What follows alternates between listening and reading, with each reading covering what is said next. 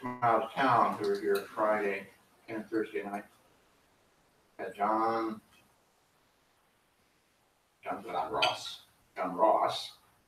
He's retired, semi-retired publisher, has a publishing company. He's had Suzuki managed training. Richmond, Virginia is in the center, and he goes down to Jacksonville, Florida, where we have an affiliate. And so he underwent Jukai with us down there. And we interviewed him Thursday night on our Zen talk about his background. And we trained Friday in 6 categories of activities necessary around how to lead a Zen meditation session. So it included giving instructions, included posture correction, included basic Zendo and Zen Center etiquette,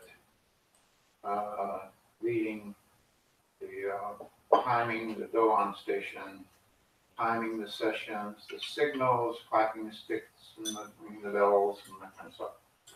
And we went a little further in handling the stick, where they learned to use the stick for posture correction, but also strike the shoulders with the stick. And that's the most fun part, when they get to hit me with the stick. So what else do we do? We had 6 people so they could pair up with each other and train. We talked about Sangha and etiquette, and what that may mean. But most of it was action-based training. So that's the first of 4 different modules. The second one is how to lead a Dharma talk. That'll be in May. Or Dharma dialogue. The third is how to do Zen ceremonies, starting with Jukai initiation ceremony. So anybody's welcome to attend these, but they're designed for practice leaders who find themselves faced with having to know how to do this stuff. So anybody starts a group up, this kind of training is recommended. One of my teachers, Barbara Cohen, said it's better that you know these things and not do them than not know them and not do them. Putting protocols in form. So the third one is ceremonies. It's a more high church, priestcraft kind of stuff. But even a startup group has some level of ceremony.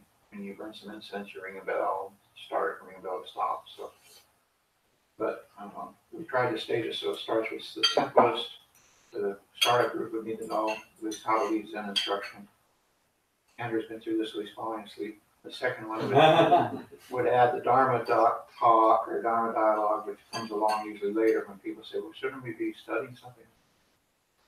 So we've tracked these in our history of doing startup groups, and so we see that this is the sequence from the simplest to the most complex, and the last one being how to lead a retreat, which mostly is going to focus around cooking, oryoki style feeding people, which is very convenient on a retreat. It's not convenient when you have a one-day retreat. It's just as much trouble as your regular buffet style. But if you're leading a week-long retreat or longer, then it gets to be very efficient to know how to do it that way. So you can't cover everything every time, and every retreat is a form of training, of course, but these were designed to be specific to those 4 areas. So what else? So today we're talking about Sangha, community. Go to Nashville, you experience one kind of thing. I was hoping that Roger and John would be able to stay because they come from different communities and we could talk about those experiences and what they find different here. Most people don't have this kind of facility to work with, and it's a double-edged sword that becomes a lot more trouble to take care of. If you look on the bulletin board before you leave today, you'll see the outline of the rationale for the retreats. You see some charts out there that show the 4 different retreats. One breaks the first one yesterday down into a daily schedule, so you can see how that works. The others are still just bullet pointed. We haven't broken them comes down yet into the schedule. But the content is bullet pointed. And then there's a chart that shows a practice leader, 4 squares. On the upper left square is the practice leader, and they go through Jukai or stages of training, Shukkei Tokudo, Zaiki Tokudo, Shukkei Tokudo, discipleship, silver priesthood. And this is talking about their relationship to then the community is the second block. The third block is the Dharma, the content of our program. And the fourth block is the facility.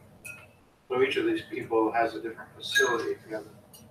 If Terry starts one up in Norcross, or if somebody else was talking about starting a city group, Gyoji was seeing up in the Marietta area, where in a city like this, you get an hour away, or start to get more than an hour away, it gets to be a real problem because the commute Doja came in from Stone Mountain today. Sunday is not a bad day for traffic. But generally speaking, if you're trying to practice and you're an hour out, you're trying to get here during rush hour for the evening service Sunday, you spend most of your time in the car. So our strategy is, let's take advantage of that pain that people are suffering, and if they're out there too far away, let's help them start up a group, right? And so these are all the things a practice leader has to pay attention to, even from the simplest group on some level. And if you get to a full-blown kind of operation like this, then you've got all this on steroids, right? I'll ask people to go through more detail on those relationships. So this is an effort to make visible what it is required to do a startup Zen group, a sitting group, and then as it matures and evolves and more people come. Like Thomas in Munich said, I'm going to start, I'm going to have 4 people come. He said, since I don't know how you did this. He said, because just getting 4 people to come to my apartment is a big enough problem, you know. I said, well, be prepared to move. Because Thomas, yeah, said, be prepared to move because you're going to get more than 4 people pretty soon. Then what do you do, right? So we've been through this.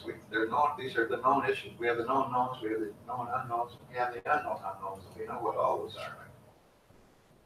So that's what those are about. The community here is what it is. And we have residents such as Tom. Tom's not here. Tom is here for part of the retreat. He was here for the citizens. And everybody else is coming and going. So we think of it as collaborative community. We ask people to get familiar with what we're doing. Joseph was a resident for over a year, 3 months, right? And it's different for a resident. It's a different situation. Their responsibilities come with being a resident. You become responsible for a public place. Which is not what you would wish on anybody. Your worst enemy. And Terry has lived in situations, so maybe you could tell us a little bit about what it was like in California at Page Street. You were at Green Gulch. I think you were at Tassau Harbor. Those are all intentional communities designed around Zen. And I was there in Austin with Barbara Cohn, who was with Terry in California. And I think back in the 60s, 70s, and so forth, these were pre-love, drugs, everything that's going on. You wanted to join what we now call a socialist commune, right? Or what some people would. You wanted to join something like that, so you had that kind of maybe extended adolescence or kind of experience you often have in college, where you kind of you don't have to be so responsible, because you're living in a relatively safe environment. Here we think of it as more like guerrilla warfare. You hit it and run, You come as often as you can, you do what you can. And the collaborative part is, like Doja said, I can cook, I can help cook, I'm trained in that.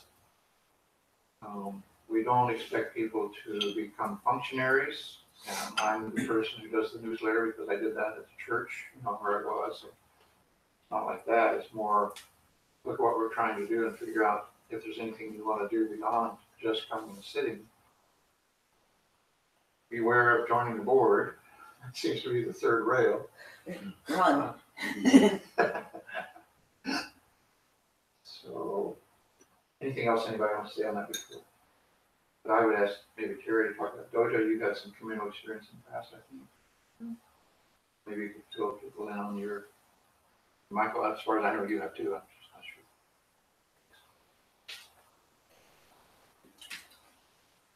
sure. Joseph, you were in Tibetan settings. Yeah, I don't know if those were living or not. no, Thailand? Nepal and northern India, up in the Himalayas a lot. Yeah, but not in a community so much. We're traveling. We go to sacred sites, caves, meditation caves, do pujas and stuff. Mostly with traditional Tibetan doctors, or often sometimes lamas or practitioners. That's very hit and run because when you get a down day, you practice maybe the big puja, meditate, pray, get everyone together 10, 12, 14 hours, and then go their separate ways. Did you stay at a monastery? No, Oh, never lived You were in Minnesota or Wisconsin? in. No. Covincino's group. Covington, oh, in Ohio, and Ohio. And then some of the Rev Anderson's folks up there too. Terry's practice was Rev too, right? I'm sure. Yes. Let's see, I wanted to say something about my experience in community. And I think the short of it is to organize the thinking around Buddha, Dharma, and Sangha. So how is it to practice Buddha in a community? And I think about access to a teacher on a daily basis and then sitting with other teachers and other like older brothers and sisters, younger brothers and sisters on a daily basis. That's offered as a resident in the community.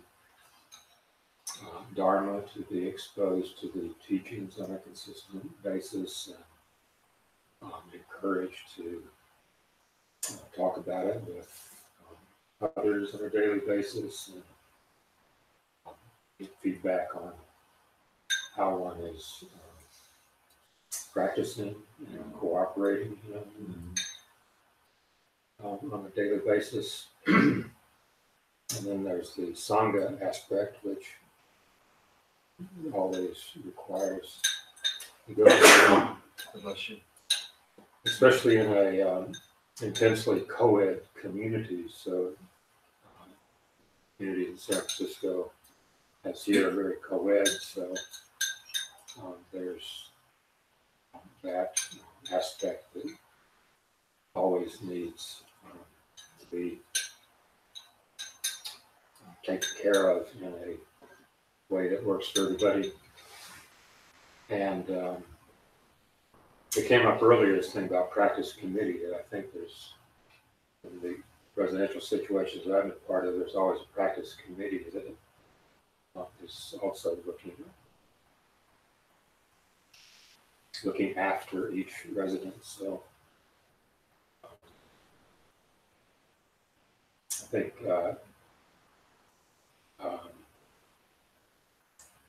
personally, taking care of one's relationship with the community, but there's also the oversight in the community that's also looking to take care of you or take care of the individual basis. So, We talked about that a little bit in the etiquette section about not having drugs, alcohol. There's a lot of rules that are set up.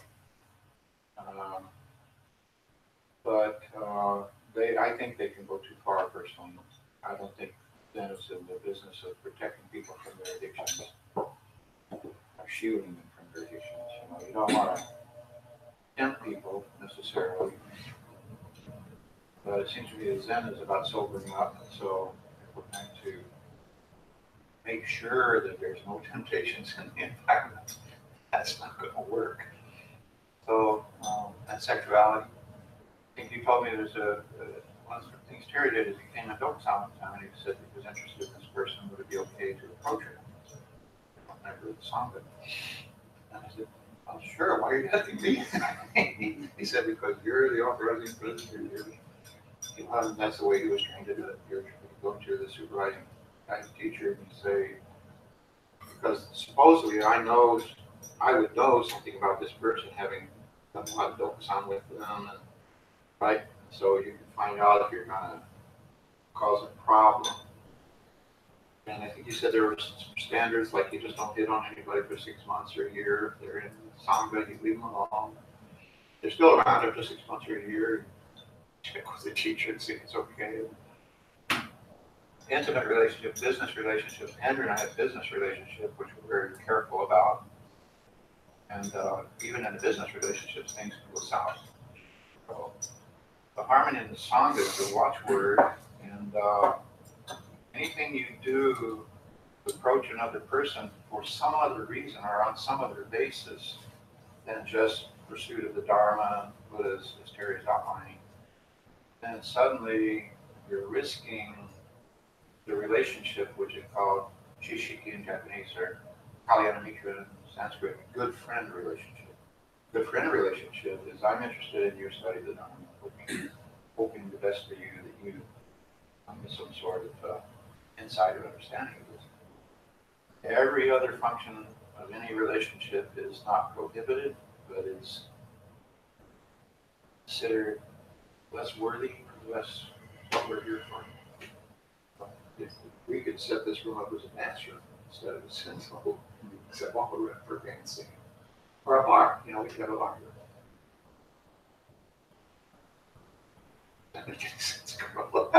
You always look at me like some sort of specimen. No, Or are you making sense or not? no, I was just reflecting on navigating those relationships as part of the Dharma. But at the same time, a lot of those arise from self-interest and are in and of themselves kind of contrary to the idea of freeing oneself from one's greed and attachments. When you have boundary crossings or violations that we've seen, we've had minor ones here. If somebody is in a respected position, giving the Dharma talk, and in the meantime, in the back of their mind, they're cutting the heifers out of the herd, this attractive girl came in today. I've asked my students to say, what does it say about your relationship as teacher to the other men in the room? Forget about that woman, right? What does it say about your relationship to the other guys who may also be interested in that young thing that just came in the door, right? So we've had minor ones happen, minor things like that happen. It's also a discrimination that if you're focused on the heifer, then the other calves are being neglected. That's true. In a sense, you now have a hierarchy Right. of people that you are allegedly trying to lead and help. That can be very destructive. That starts getting jealousies And things people don't need to be thinking about yeah. when they don't come here for that. They don't need to be thinking about those relationships. That shoes outside the door. What's going on between these two. I've seen situations where the priest was married or had a live-in girlfriend, I think, in this case. And he had made her, like in charge of the Zendo. And she was basically, in my opinion, not a good personality for that. She was instructing people, like, sort of viciously, saying, why are you having her do that? And everybody knows they have this relationship, So it's kind of like Hillary and Bill Clinton. Why would Bill Clinton have Hillary in charge of something, right? I mean, it's not like that. but it's like that. It is exactly like that. It's gnarly. It can get gnarly. Let me ask you about, how is it going with your other affiliate groups? Are they having, I mean, how is that? Because We haven't heard any of those kind of disruptions. Most people have job-related issues. It's just Nat is retiring, and retiring from the IRS at this particular point in time is not a pretty picture. So he's stepping back, and we had Elizabeth in Memphis just sort of had to quit. She was practicing the Black Road practice. I just can't do this anymore. But I don't know if it was just her time of life, she's, I don't think she's married. She has a partner, and she teaches German college. And I think everything just got to be too much. It was just too much. What her community started expecting of her. So in a case like that, we have to figure out, well, how do we help this community now? How do we help these people who are members of that community now that they're leaderless, right? What do we do about it? Keto is close in Oxford, so originally the plan was keto and Elizabeth, food juicer time, we go back and forth, sort of help each other out. That didn't happen in time. So most of the stuff that we have seen has been around. Nashville had to move to find a new location. Wichita had to move, find a new location. Change leadership from Catherine and Don Riley to Harold in terms of practice leader. And it's been that kind of thing. It hasn't been like throw the money in the air and not to do other kind of stuff. Fortunately. By and large, I would say, I don't even understand the expression by and large, by the way. By and large, I would say, our practice leaders have turned out to be pretty stable, pretty mature, having not too many funny ideas about what they're doing. You can go to your head, though. I mean, the road can go to your head, and the road can highlight a sentence.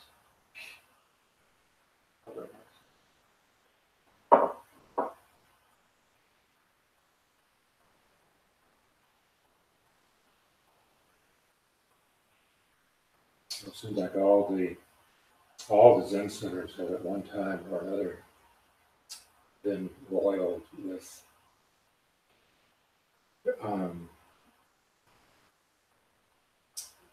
someone in the top leadership position inappropriately having sexual relations with students, plural, or a student. And if you look back on it, you'll see that most of the thinking of some of the Zen teachers in San Francisco have met their partners through the I think Zen it's in practice practice community, legitimate. There used so to be a partner. There was a bar. You meet people where you can hang out, and so that's not surprising. But when you're talking about that power disparity, that's That's the issue. that's the issue. It's kind of a funky issue, and I mean, it's an issue. Like with the big Hiroshi stuff, I'm not there. I'm not sure I can make a judgment on it. There's always at least two sides to the stories, maybe three or four. Well, I do know kind of secondhand from Jan, who lived at Tassajara, spent some time at the Zen Center, that there were still people when he was at Tassajara that felt horribly damaged and were still suffering from that. So if you judge actions by how much suffering they produce, apparently there was a lot. The cultural part, the social part, the impact, or the reverberations throughout the Sangha is what you have to be extremely careful of. It doesn't tell you what happened between the individuals specifically, what that really meant, but reverberations in the community, the appearance of improprieties, and everybody's ears go up, That becomes a focus of everybody's practice, unfortunately. in Asia, Zen doesn't have a particularly pastoral tradition. The Zen teachers are pastors, like you find in a lot of Christian communities. But I think Americans expect more of that. That's something I think as Zen really moves into America is going to happen. Plus you have the whole Christian concept of sin. Well, no, I'm not talking about that. I'm talking about I say the plus on top of it. yeah, the head of the flock, the shepherd.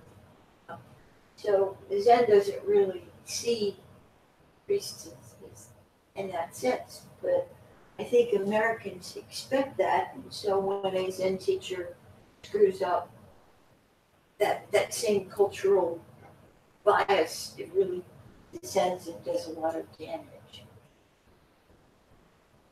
Just like the Christian scandals.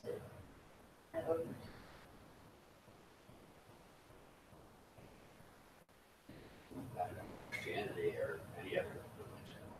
That is a religion. That leader goes beyond just the coaching for guidance on the core activity of that religion. Right? Yeah, It's a whole life thing where it's here, you know, teachers are about showing the way to how you practice a certain activity. It's yeah, a way of life, but wrapped around that activity. yeah, I have trouble with the term priest because a priest is the intermediary between the flock and God. Yeah. And and It's a hard one to know. we don't do that at all. Nope. And God doesn't tell us how to deal with God help people. anybody who thinks that's what. Yeah. Right. So that's a weird expectation, I think, that the culture has predisposed people to expect. And so sometimes when they find out we're just people too, there's a little bit of disappointment.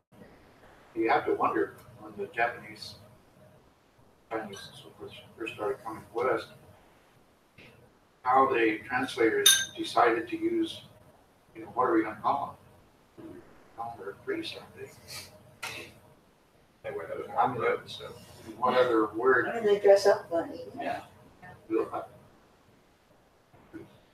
And we stand in front of altars and, wave our hands around and stuff, so that, Got incense and stuff. yeah, so it looks kind of priest-like. Walks like a duck, acts like a duck. You're right though, but there's cultural biases or something that as a community, I think we need to watch out for on behalf of each other and new people who come in so they don't get the wrong idea.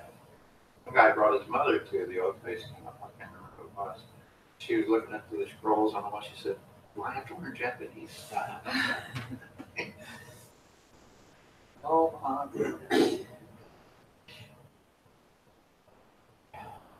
You can strip it all down, you can try to get rid of all the cultural accretions, but the underlying symbolism will still be there. It's the fact that there is somebody leading the group in the center, that becomes the icon. Some people have said, no, I'm not the teacher. So yes, you are. If you open the door, you invite people in, you can't sidestep that responsibility. You're in their eyes, you're the leader, and I start looking to you for answering some questions and stuff. So it's a tough dilemma. I kind of think that David Carradine has pretty much put a strong imprint on Shaolin priest that nothing is going to change the Zen priest dynamic in America.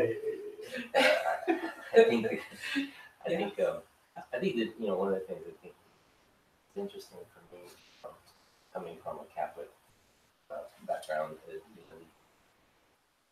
it's easy to create a scandal when you have a contradiction,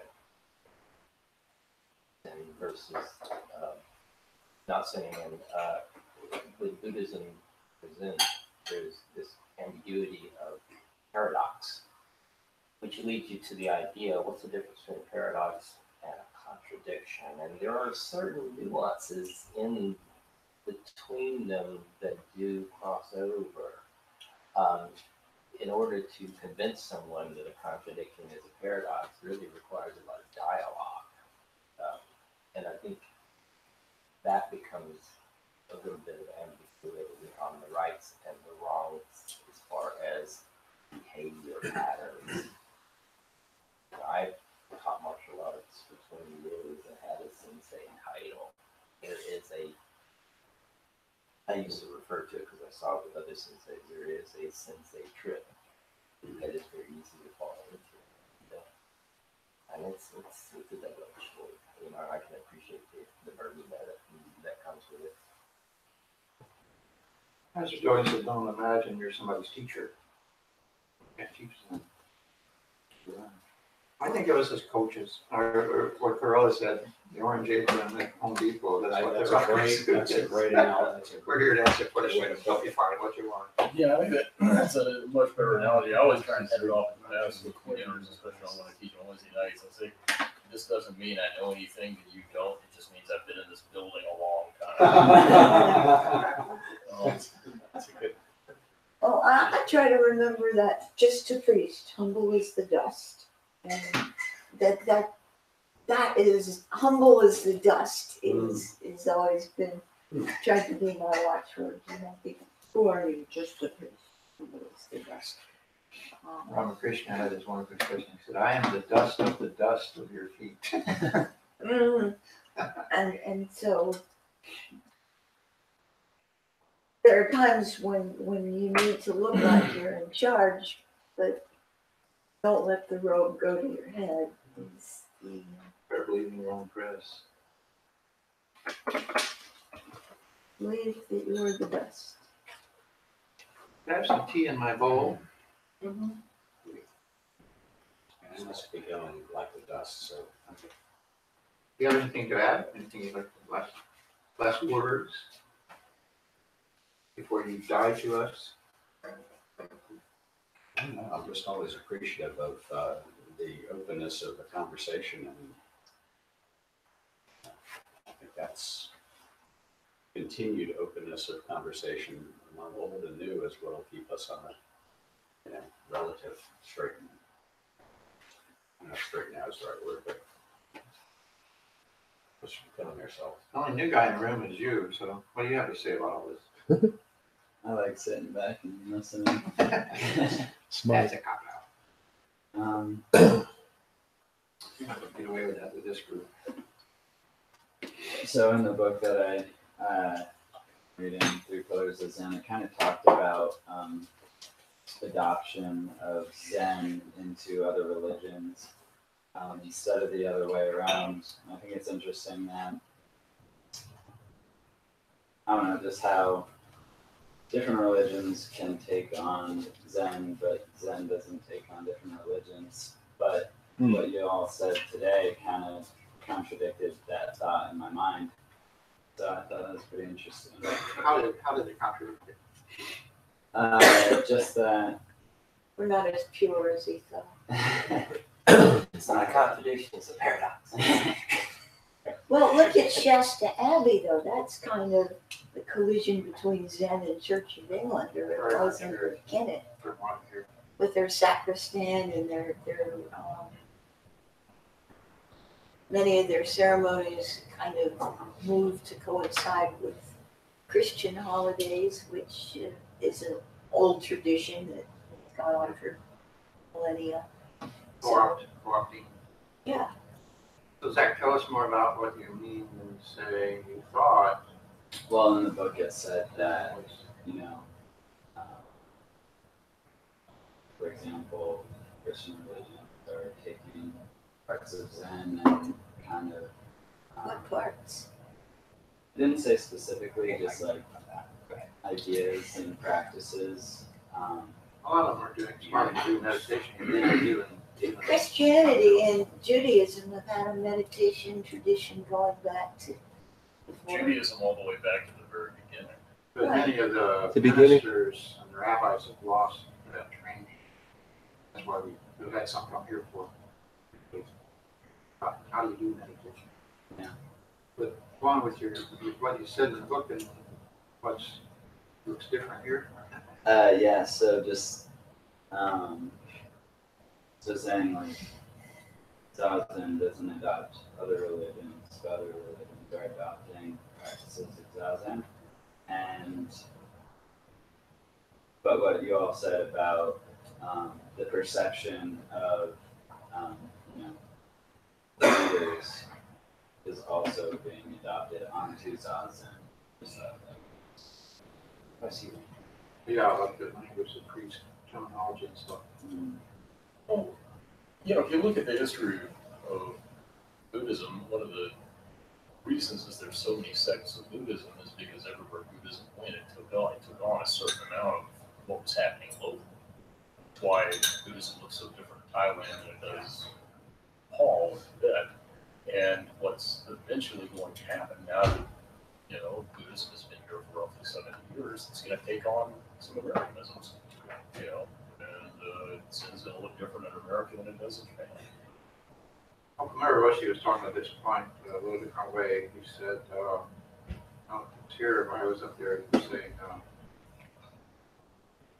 I'm the teacher because you're the students. If you weren't the students, I wouldn't be the teacher. So it's connectivity. It's always teaching the Buddhist concept of connectivity. Nothing is meaningful out of context. You know, it only means something in that context. At home, I'm not a great Zen priest. Let me tell you that. I think that's, you know, priest agreeing with the Corona. That's a funny word.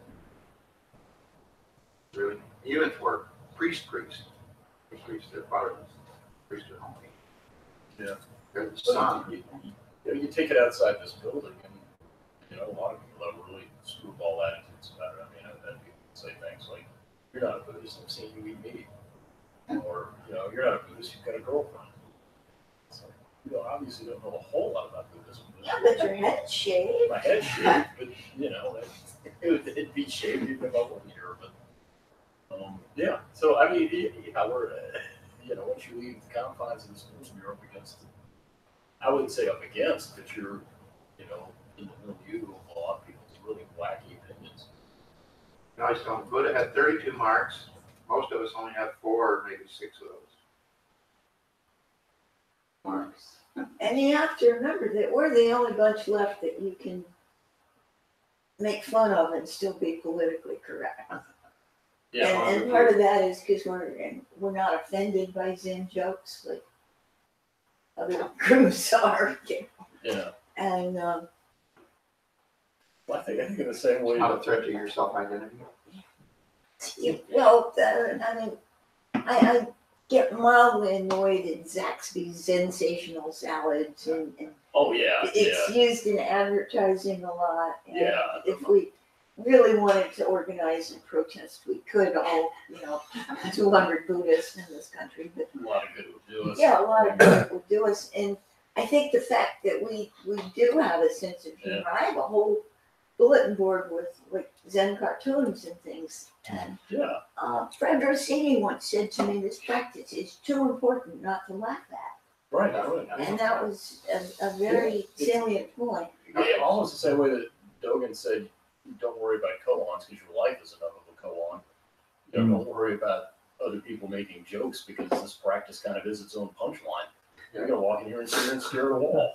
Yeah, I mean, embrace the jokes. Embrace the joke. I mean, I went to this woman's housewarming party, and she had no idea I had any involvement in Buddhism at all.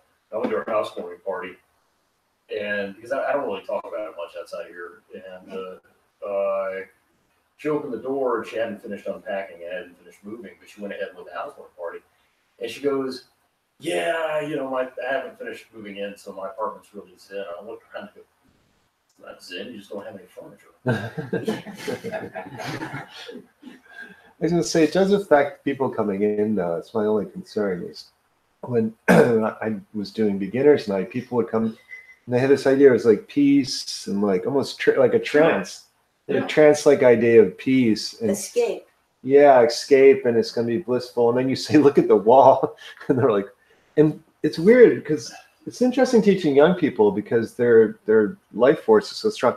Some of them would get really peaceful, like just because it was the only time they weren't looking at a screen for 10 minutes in a row. Screen or weren't having to talk. I mean, one thing that I've talked about a lot with teaching beginners. I mean, if there's any trends,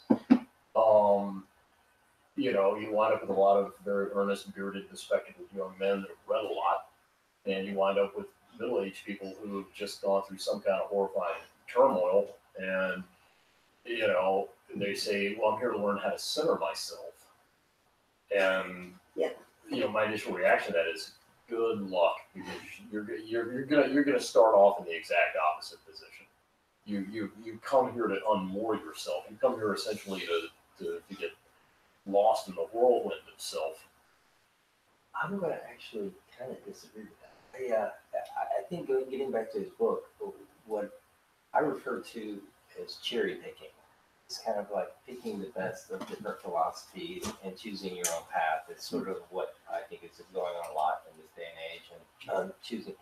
For example, my big example that I use is music. Each spiritual path has certain degrees of music, and by far, of all the spiritual paths you can take, gospel hands down has the best spiritual music because you can't compare Aretha Franklin to some Zen Buddhist chanting. It just, gospel wins. And I think also in Zen, it's like if you want to learn how to meditate, go hang out with some Zen Buddhists because on that level, I think they do have 2,500 years of experience of meditation. I think there is a gift. We've got the best brand. Yeah, exactly. You have the best brand on meditating. And from the meditation is where all the miraculous things and the magic occurs, But so I do think there is a degree of cherry picking that can come from Zen. I wholeheartedly think I'm a better Christian since I started practicing Zen, not because that I'm studying Jesus, it's because, there's a degree of not wanting to cause harm, which is very Christian. And, so there are things like that do kind of overlap and you do cherry pick a little bit. And I have, at this stage of game, not taking any vows. And I don't know why, but except to say when it's time, but at this stage, I just feel like what this offers is making me a better person. And I don't think it's a religion. I think it is a religion. It can be a personal religion, or it can be your religion. But I think if we publicly go head to head with other religions, that this is another competing religion, we've lost already. Well, because it just doesn't. It's not the same category. I think the real difference from Zen and any other path that I can discern is this is the one that's dealing most directly with your own individual neuroplasticity. This is the one that's actually going to work on the very structure of your brain, more so than a lot of them. Because totally agree. Yeah, because there's been a lot of studies on what meditation is actually doing to your brain in its relationship to the prefrontal cortex and the relationship to the amygdala. And that's going to have a very profound effect on how you live your life if you see that through. But it's not going to happen overnight. So, the people that, I like the term cherry picking, the people that, show up here for a couple of times and think it's going to quote unquote center them, that's not really going to work because it's going to be a couple of years of practice before that effect on neuroplasticity really starts taking place. Well, to overlap at your pick for a moment, if you take a term like God, man was created in the image of God, well, a computer is created in the image of man. And to some extent, if you run way too many programs, that computer can get stuck. And sometimes the best option is to just shut it down and reboot it. And I sort of think that that's what happens when you Zen meditate, is you have thought yourself into a box. You can't think yourself out of it. So let's just shut it down, reboot the whole mainframe, and come back fresh. So to me, there is a degree of this transformational thing that's occurring in the mind, in the brain, that I can't explain, except to say that there's a subtlety to it that when I look back a year ago, I now see a transformation that I never would have imagined. It didn't happen overnight. It's like, Saying that you can't explain it. Anybody that can read an MRI, and if you had MRIs from a year ago and MRIs now, anybody that can read an MRI can explain it. Well, they can show an effect of it. I'm not sure that's.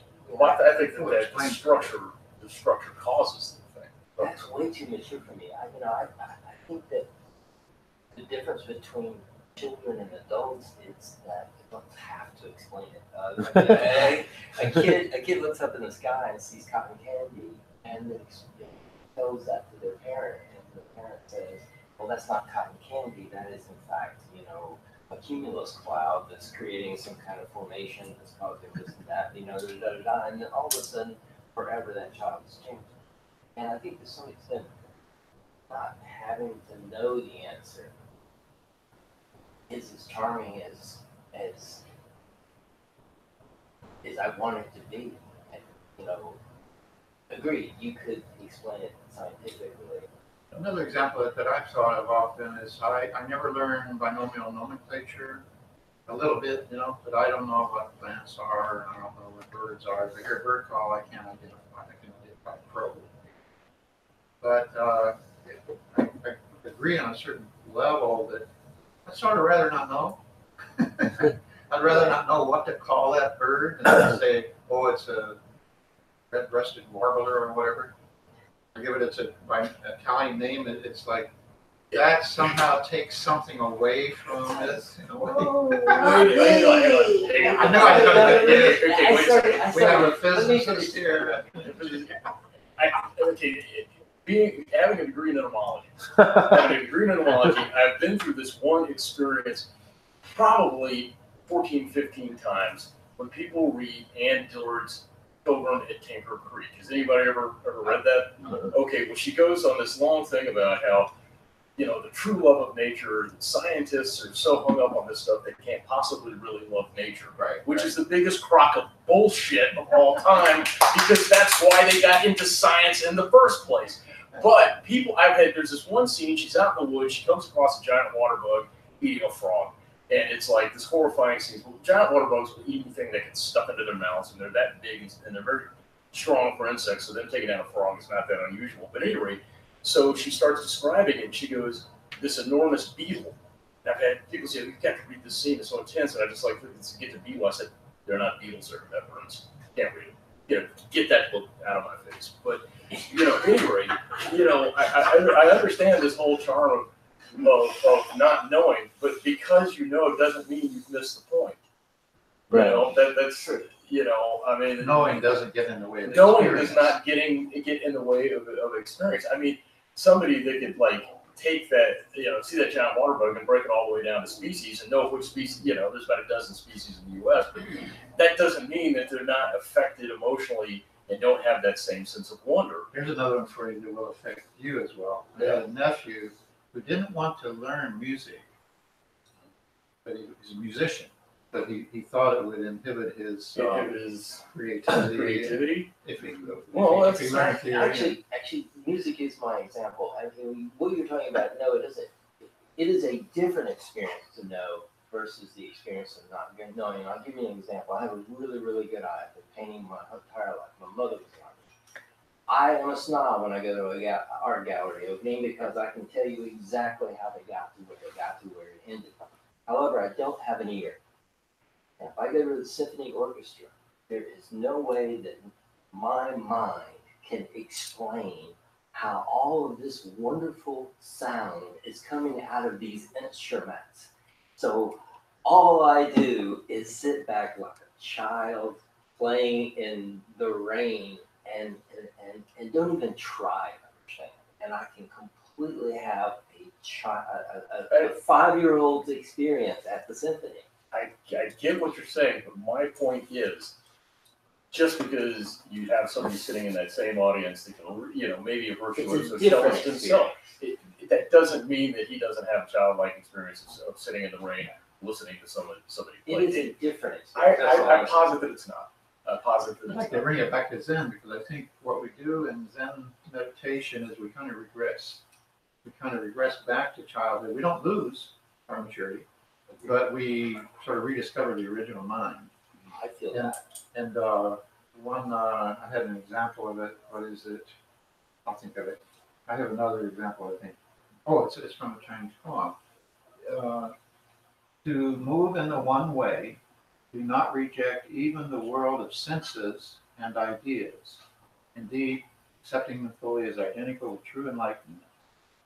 So people characterize Zen as being anti-intellectual, and I just want the direct experience. I don't want any of these filtered the ideas in front of me that are getting between me and it, right? But this line is saying that's not exactly the way it works. Right. The world of senses and ideas is also part of the Dharma, part of the truth, but right, so it can be enriching. I went to a funeral a couple of days ago where we talked about this person measuring the neuron cross section, and all the physicists in the audience cringed because it was neutron and not neuron. And the point is, there's a difference between saying, I don't want to know the explanation, I'm not interested, I don't care how my computer works, I don't care how my Cuisinart works, I just want it to work. But the fact is that somebody knows how computers work, and if I really wanted to, I could learn how my Cuisinart works. In fact, I think what separates Zen from religions is that we know how stuff works, and that everything is accessible from a logical point of view. Now, not enlightenment, but the practice and the reasoning for it, and even the practice of precepts. We can see logically how this is good, and that our understanding comes from inside of us, and not because there's some book somewhere that says, this guy said you've got to do this. And I think that's the profound difference. Because That's an going important by point. the book The difference between belief and confidence. I always say we don't have any faith, we have confidence, because we've done this and we see that it works, which is a whole lot different from read it somewhere and they said this is the way things are. And even science can be taken on as belief, which it shouldn't be. And so I think that's why when we say Zen is not a religion, that's the case. We don't have anybody who's the ultimate authority. We don't have any source. We don't have a creation myth. We don't have an afterlife, They really. worship the deity. No, And just like the Buddha said, if I were to explain all that to you, how would it help? yeah, exactly. How would that help? It's really, whether there's a God or not really doesn't matter. Doesn't matter. So, so if people want to have a God on, Yeah.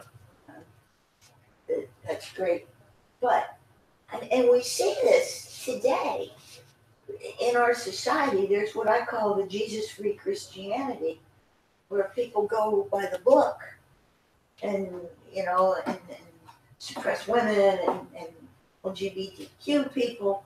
But when it comes to the part about feeding the hungry and healing the sick and sheltering the homeless, well, that's not That's not the important part. Yeah. So this is the Jesus-free practice. So Well, it's been said that religion is the word of God, spirituality is the experience of God. So there's some of that, where I think this is a far more experience-driven practice. And again, then you don't worship a deity. and I don't care if you want to. Zen is about the mongoose motto from Rikki Tikki Tavi, go and find out. go in and find out. And so that's what our practice is about, not about learning the words of somebody from some mountaintop. And I think that is very much a difference. There are some Buddhists that view Buddha as a god. Oh, yeah. These beads were a gift to me from a Taiwanese graduate student in 1983. I think he brought them from his temple in Taiwan for me. And he always referred to Buddha as my god. Yeah. So there you are. But we don't have an orthodoxy either that say that he's out. Well, I think that's a little slippery slope, I'm not sure. I certainly believe, and I would certainly think that common amongst people, you may want to refer to the teacher as a god, rather not parallel to Moses. If you read the canons, Buddha talks about gods, even though he didn't particularly believe in them. And there's a place in the Pali Canon where he says some people need gods. Absolutely. Some people need those, I call them celestial brownie points that you get for doing this or doing that. So the point is that we're not about orthodoxy, we're about reducing suffering. You know, I tell people our whole shtick is suffering.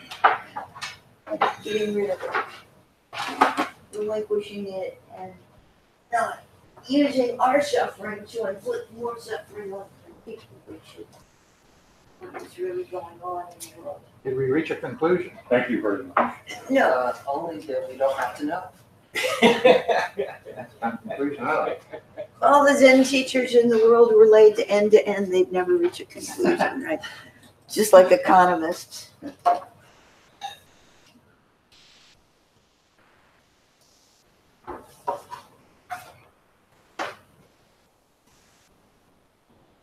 me see your microphone.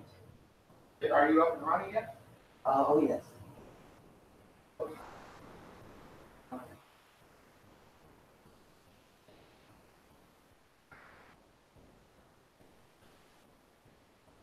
Okay, well. My video.